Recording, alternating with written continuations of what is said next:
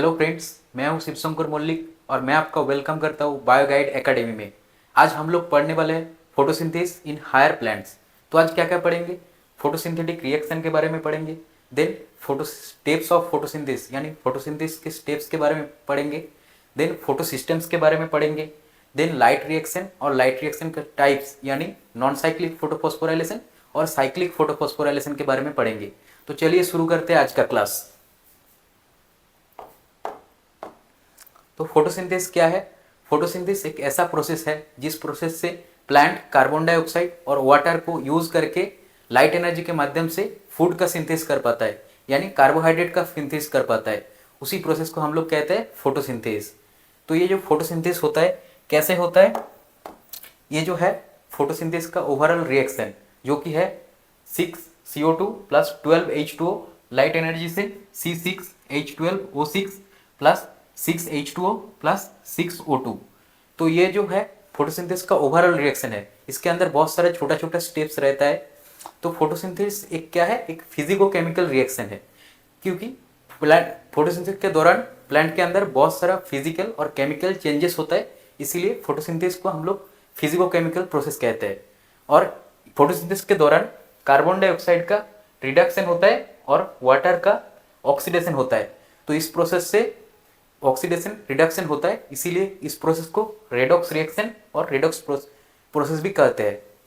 और ये जो फोटोसिंथेसिस है ये एक मेटाबॉलिक प्रोसेस है, और ये मेटाबॉलिक प्रोसेस दो तरह का होता है, एक है कैटाबॉलिक और एक है एनाबॉलिक। तो कैटाबॉलिक में क्या होता है? मॉलिक्यूल्स का ब्रेकडाउन होता है, और एनाबॉलिक में क्या होता है? मॉलिक्यूल्स का सिंथेसिस होता है। तो इधर कार्बोहाइड्रेट का सिंथेसिस हो रहा है, तो ये फोटोसिंथेसिस एक एनाबॉलिक प्रोसेस है। देन ये जो फोटोसिंथेसिस के दौरान बहुत सारा एनर्जी लगता है, यानी बहुत सारा एनर्जी का एब्जॉर्बेंस होता है, एब्जॉर्ब होता है। तो इसीलिए एक फोटोसिंथेसिस क्या है? एंडोथर्मिक प्रोसेस है। देन तो स्टेप्स ऑफ फोटोसिंथेसिस, तो पहला स्टेप्स क्या है? Absorbance of light energy by pigment. Pigment के द्वारा लाइट एनर्जी को एब्जॉर्ब किया जाता है। देन इधर क्या होता है? वाटर का स्प्लिटिंग होता है। वाटर का स्प्लिटिंग होता है तो रिलीज ऑफ ऑक्सीजन गैस का रिलीज होता है। जैसे कि इधर 2H2O लाइट एनर्जी से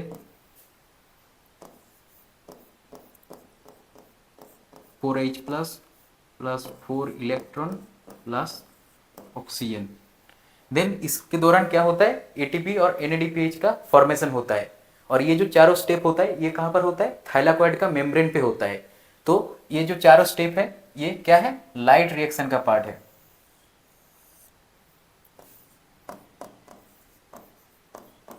लाइट रिएक्शन का पार्ट।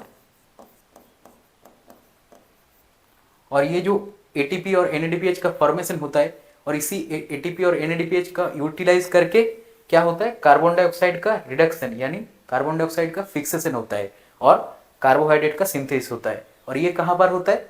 ये दो स्टेप होता है स्ट्रोमा में, क्लोरोप्लास्ट की स्ट्रोमा में। तो ये किसका पार्ट हो गया? ये डार्क रिएक्शन का पार्ट है।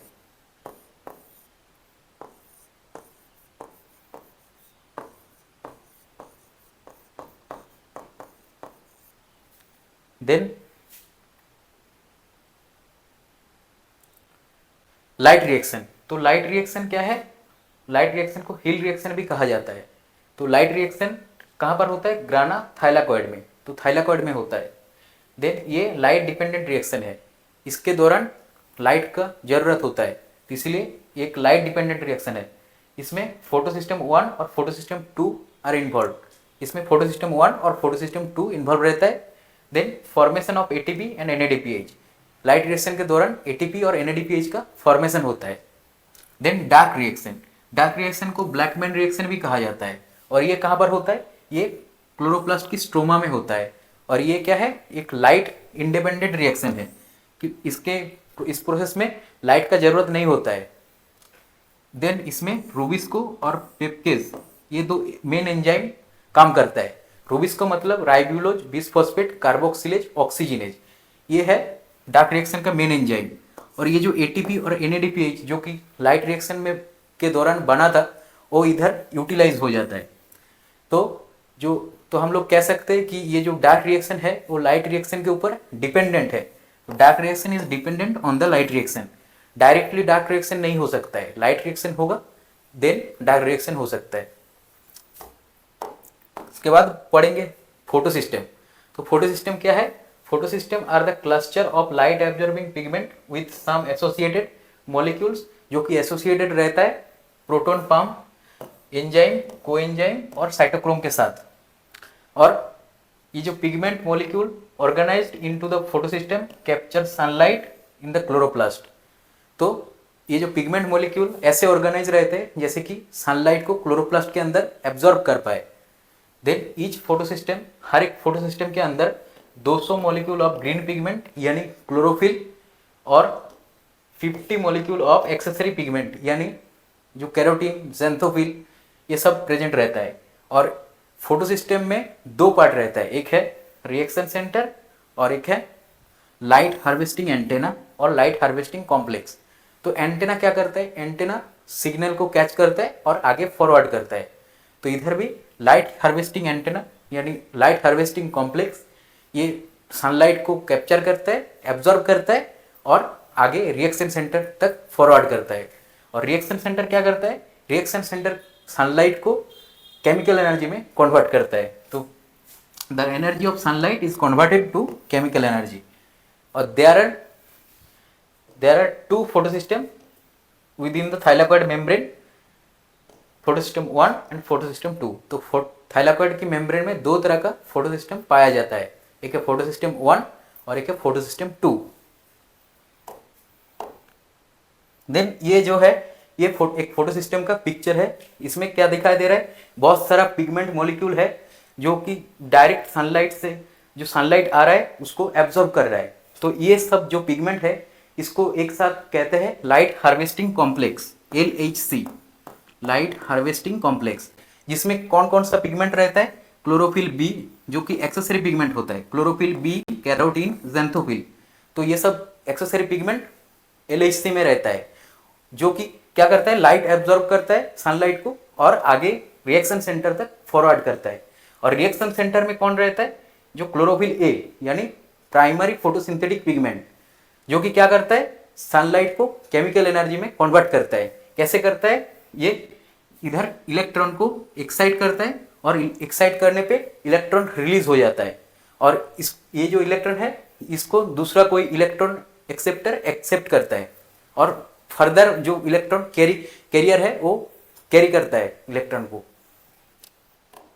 देन ये है फोटोसिस्टम 1 और ये है फोटोसिस्टम 2। तो जो पहले डिस्कवरी हुआ था उसका नाम पड़ा फोटोसिस्टम 1, जो सेकेंड टाइम में डिस्कवर हुआ उसका नाम पड़ा फोटोसिस्टम 2। देन फोटोसिस्टम 1 का रिएक्शन सेंटर है P700, जो कि 700 नैनोमीटर में 700 नैनोमीटर की लाइट को सबसे ज़्यादा एब्जॉर्ब कर पाता है, इसीलिए इसका रिएक्शन सेंटर P700 और इसका रिएक्शन सेंटर है P680। तो 680 नैनोमीटर की लाइट में ये सबसे ज़्यादा अच्छा काम कर पाता है। देन ये कहाँ, फोटोसिस्टम 1 कहाँ लोकेटेड रहता है? ग्राना थाइलाकॉइड और स्ट्रोमा लेमेली। और ये कहाँ पर लोकेटेड रहता है? ग्राना थाइलाकॉइड में। और ये क्या कर सकता है? Photosystem 2 photolysis of the water. तो वाटर का फोटोलाइसिस होगा तो ऑक्सीजन रिलीज होगा। और ये फोटोसिस्टम 1 ये do not perform photolysis of water, water का फोटोलाइसिस नहीं कर पाता है तो ऑक्सीजन का रिलीज नहीं होगा।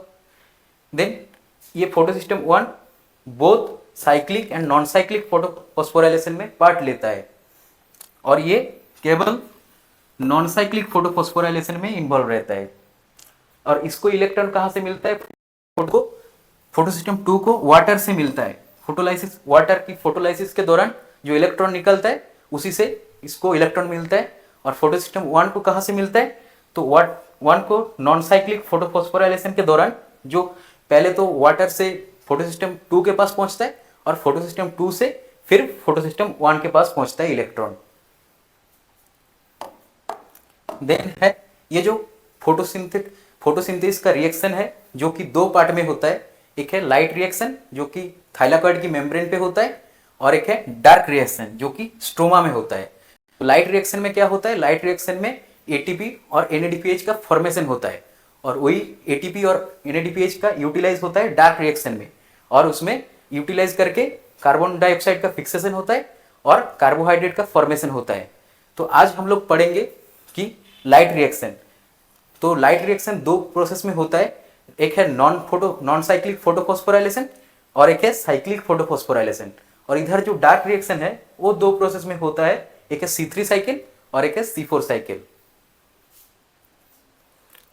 तो लाइट रिएक्शन रॉबर्ट हिल 1937 में पहली बार लाइट रिएक्शन को डिस्कवरी किया, इसीलिए इसको हिल रिएक्शन भी कहा जाता है। और ये कहाँ पर होता है? ग्राना थाइलाकॉइड में होता है। और ये एक लाइट डिपेंडेंट रिएक्शन है, मतलब इसको कंटिन्यू करने के लिए लाइट का जरूरत होता है। देन इसमें photo system 1 and 2 both are involve, इसमें दोनों फोटो सिस्टम इन्वॉल्व रहता है। और इसमें क्या होता है? एटीपी और एनएडीपीएच का फॉर्मेशन होता है।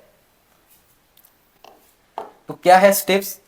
पहला स्टेप्स है लाइट रिएक्शन का फोटोलाइसिस ऑफ वाटर। तो वाटर का फोटोलाइसिस होता है, ये जो वाटर ब्रेकडाउन होता है और इसमें जो इलेक्ट्रॉन निकलता है, ये जो इलेक्ट्रॉन क्या होता है? इलेक्ट्रॉन ट्रांसफर होता है डिफरेंट इलेक्ट्रॉन कैरियर से। ये जो दो फोटो सिस्टम में बहुत सारे इलेक्ट्रॉन कैरियर रहते हैं, उसके दौरान ये इलेक्ट्रॉन ट्रांसफर होता है और उस समय फोटोफॉस्फोराइलेशन होता है। फोटोफॉस्फोराइलेशन मतलब फोटो मतलब लाइट और फॉस्फोराइलेशन मतलब एटीपी का फॉर्मेशन। तो क्या है फोटोफॉस्फोराइलेशन? क्या है? It is the process synthesis of ATP from ADP using light. तो लाइट एनर्जी को यूज करके एडीपी से एटीपी बनाने का प्रोसेस को ही कहते हैं फोटोफॉस्फोराइलेशन। तो ये जो लाइट रिएक्शन है ये दो प्रोसेस में कंप्लीट होता है, दो तरह के प्रोसेस में, एक है नॉन साइक्लिक फोटोफॉस्फोराइलेशन और एक है साइक्लिक फोटोफॉस्फोराइलेशन। तो एक एक करके पढ़ लेते, क्या है नॉन साइक्लिक फोटोफॉस्फोराइलेशन और साइक्लिक फोटोफॉस्फोराइलेशन। तो पहला है नॉन साइक्लिक फोटोफॉस्फोराइलेशन। तो इसमें कौन सा फोटो सिस्टम इन्वॉल्व रहता है? Both photo system 1 and photo system 2। और इसका जो इलेक्ट्रॉन फ्लो है वो है नॉन साइक्लिक, मतलब जहां से इलेक्ट्रॉन निकलता है उधर लौट के नहीं आता है फिर से। तो ये इसका इलेक्ट्रॉन फ्लो नॉन साइक्लिक होता है। देन इसमें फोटोलाइसिस ऑफ वाटर का फोटोलाइसिस होता है। और इसमें एंड प्रोडक्ट क्या क्या है निकलता है? NADPH, ATP and oxygen. और इसमें प्राइमरी जो इलेक्ट्रॉन एक्सेप्टर है वो क्या है? फियोफाइटिन। और फाइनल इलेक्ट्रॉन एक्सेप्टर कौन है? NADP plus. तो ये जो प्रोसेस है देखते हैं पिक्चर के माध्यम से। तो ये है फोटो सिस्टम 2। तो ये जो लाइट है सनलाइट आके इधर पड़ रहा है पिगमेंट्स के ऊपर, जो कि LHC में एक्सेसरी पिगमेंट प्रेजेंट रहता है उसके ऊपर पड़ रहा है, और वो लाइट एनर्जी को एब्जॉर्ब करता है और आगे रिएक्शन सेंटर तक पहुंचाता है। तो ये रिएक्शन सेंटर तक पहुंचने के बाद ये क्या करता है? ये इलेक्ट्रॉन को हायर एनर्जी स्टेट तक पहुंचा देता है और इलेक्ट्रॉन को रिलीज कर देता है। तो ये जो इलेक्ट्रॉन को रिलीज करता है, और तब ये जो फोटो सिस्टम 2 में रिएक्शन सेंटर जो है वो उसमें एक गैप क्रिएट होता है। तो उस गैप को फिल करने के लिए ये जो वाटर का फोटोलाइसिस होता है।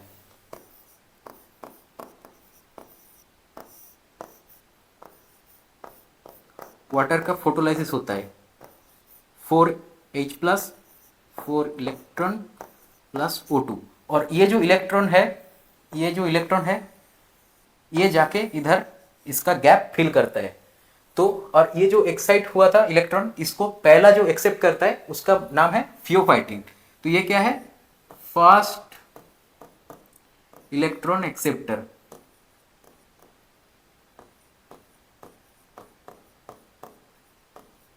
तो ये फास्ट इलेक्ट्रॉन एक्सेप्टर है। देन फियोफाइटिन किसको देता है? प्लास्टोक्विनोन को, प्लास्टोक्विनोन A और देन प्लास्टोक्विनोन B। तो ये प्लास्टोक्विनोन जो है ये प्लास्टोक्विनोन इलेक्ट्रॉन को एक्सेप्ट करके प्लास्टोक्विनोल में कन्वर्ट हो जाता है।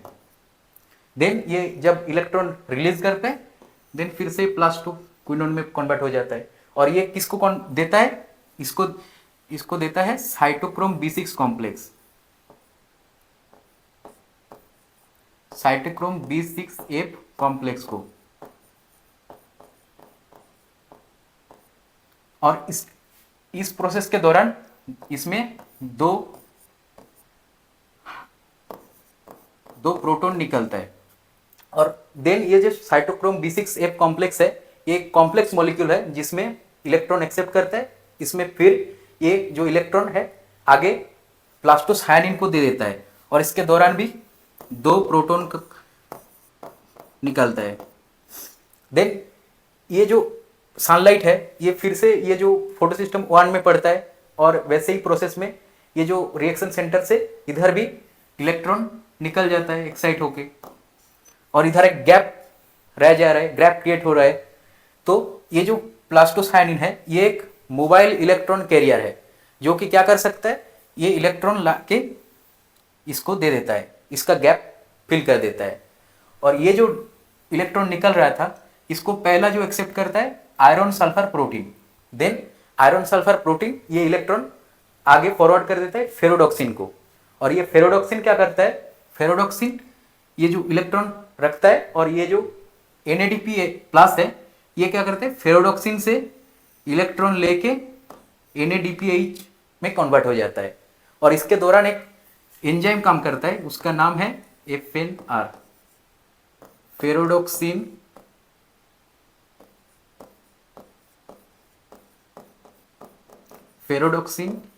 NADP reductase. तो ये जो इलेक्ट्रॉन लेके NADPH में कन्वर्ट हो जाता है। तो हम लोगों का जो है NADPH बन गया, ऑक्सीजन भी बन गया, लेकिन ATP नहीं बना। ATP कैसे बनेगा, ये जो थाइलाकॉइड है, थाइलाकॉइड ये इसका जो अंदर का पार्ट है वो थाइलाकॉइड का ल्यूमेन है।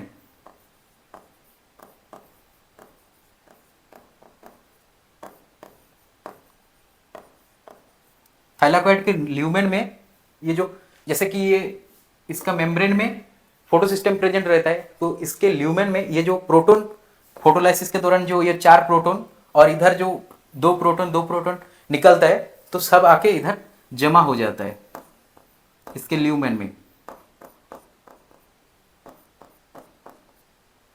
तो इसके दौरान तो इसमें एक ग्रेडियंट फॉर्मेशन होता है कि बहुत सारा प्रोटॉन अगर अंदर जमा हो जाएगा तो एक ग्रेडियंट क्रिएट होता है।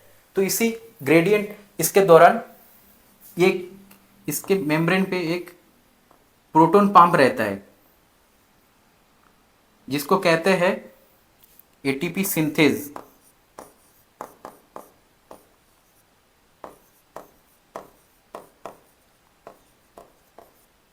जो कि है CF0F1 पार्टिकल, जो कि क्या कर सकता है, प्रोटॉन को बाहर निकलता है। तो इसमें कितना प्रोटॉन रहता है, ये 2 वाटर के मॉलिक्यूल में ब्रेकडाउन में इधर 4 प्रोटॉन रहता है और इधर जो 2 इलेक्ट्रॉन निकलता है, 2 इलेक्ट्रॉन से 2 इधर प्रोटॉन और इधर 2 प्रोटॉन, तो इधर और 2 इलेक्ट्रॉन, तो 4 इलेक्ट्रॉन के लिए ये 4 हो जाएगा, मतलब 4 और इधर 4, तो टोटल 12 प्रोटॉन अंदर है। तो ये जो और ये जो ATP सिंथेस है, ये जो प्रोटॉन पंप है, ये जब एक बार 360 पूरा एक बार घूमता है तब इधर से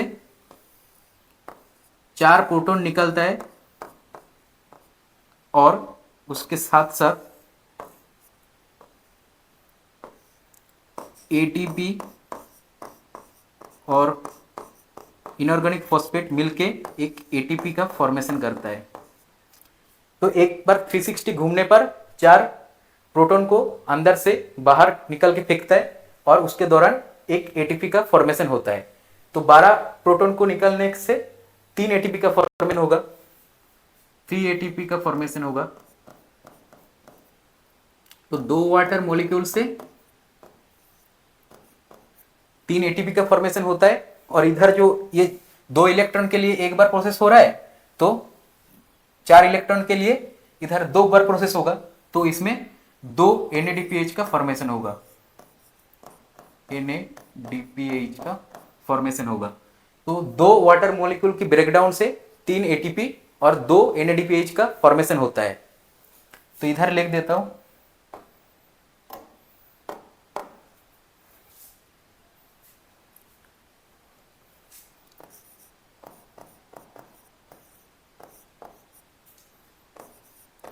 3 एटीपी का फॉर्मेशन होता है और 2 NADPH। तो और फोटोसिंथेसिस में कितना वाटर लगता है? 12 वाटर लगता है। तो इसको हर एक को 6 से मल्टीप्लाई कर देंगे तो 12 H2O के लिए कितना एनर्जी रिलीज होगा? 18 ATP और 12 NADPH। तो एक 12 वाटर मॉलिक्यूल की ब्रेकडाउन में 18 ATP और 12 NADPH निकलता है। देन हम लोग पढ़ेंगे साइक्लिक फोटोफॉस्फोराइलेशन। तो साइक्लिक फोटोफॉस्फोराइलेशन में इसमें केवल फोटोसिस्टम 1 इन्वॉल्व रहता है और इसका जो इलेक्ट्रॉन फ्लो है वो साइक्लिक मैनर में होता है। जैसे कि जहाँ से इलेक्ट्रॉन निकलता है उधर ही आके लौट के आता है, तो साइक्लिक मैनर में होता है। देन इसका एंड प्रोडक्ट क्या है? ATP only. इसमें एटीपी का ही जनरेशन होता है और इसमें first electron donor is photosystem 1 और final electron acceptor is photosystem 1। तो जहां से इलेक्ट्रॉन निकल रहा है उधर ही लौट के आता है।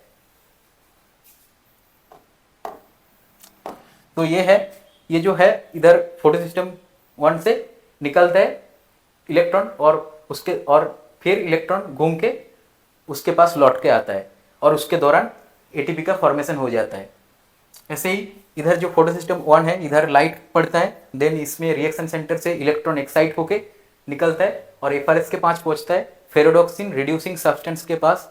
देन वो इलेक्ट्रॉन अपना फेरोडॉक्सिन को देता है और फेरोडॉक्सिन आगे फॉरवर्ड करता है साइटोक्रोम B6 को और उसके दौरान एक एडीपी से एटीपी का जनरेशन होता है। Then cytochrome B6 cytochrome F को इलेक्ट्रॉन ट्रांसफर करता है और उसके दौरान भी एक एटीपी का फॉर्मेशन होता है। और देन ये जो साइटोक्रोम F है ये प्लास्टोसाइनिन को इलेक्ट्रॉन ट्रांसफर करता है और ये प्लास्टोसाइनिन देन फिर से फोटोसिस्टम 1 को इलेक्ट्रॉन ट्रांसफर कर देता है। तो इसके दौरान 2 एटीपी का फॉर्मेशन होता है। साइक्लिक फोटोफॉस्फोराइलेशन में 2 एटीपी का फॉर्मेशन होता है। जैसे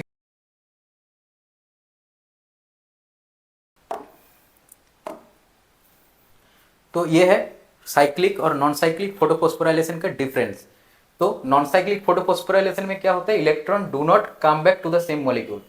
तो नॉन साइक्लिक में इलेक्ट्रॉन फिर जहां से निकलते हैं उधर लौट के नहीं आता है, लेकिन साइक्लिक में जहां से इलेक्ट्रॉन निकलते हैं उधर ही लौट के आता है।